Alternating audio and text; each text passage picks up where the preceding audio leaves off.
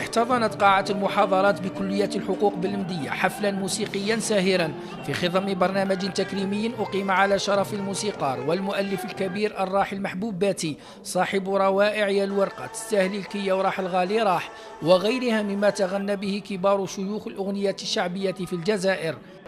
اليوم للاحتفاء بذكرى كبيرة وكبيرة جدا على كل جزائري وجزائري مع الموسيقار الكبير الذي خلد اسمه عن طريق روائعه الموسيقية اللي قدمتها كل أعلام الموسيقى الجزائرية، مطربين كبار أكثر من 70 مطرب غنى لهذا الموسيقار العالمي. محبوب صفار باتي عملاق الأغنية الجزائرية ومجدد الأغنية الجزائرية في القرن العشرين. هو بسيط جدا من الناحية الفكرية، عنده مهارة كبيرة في العزف والغناء في التلحين كذلك.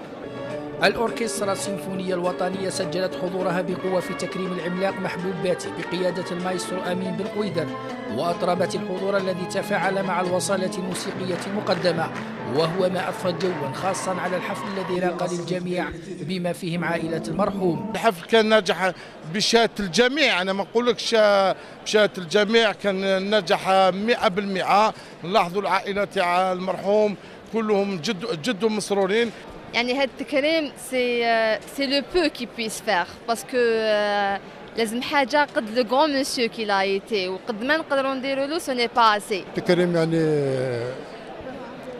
في مستوى يعني عالي فريمون، والعائله كاع اللي راه هنا كاع عائلته، عائله محبوب باتي وعائله المنديه. ليبقى تخليد مثل هذه الذكريات محطة وجب إتباعها بدراسات تعنى بالموروث الذي خلفه عمالقة الفن بالجزائر، كما هو الشأن بالنسبة لعملاق الأغنية الشعبية محبوب باتي الذي خلدت روائعه أصوات ثقيلة على غرار العنقة وعمر الزاهي والعشاب، والقائمة طويلة.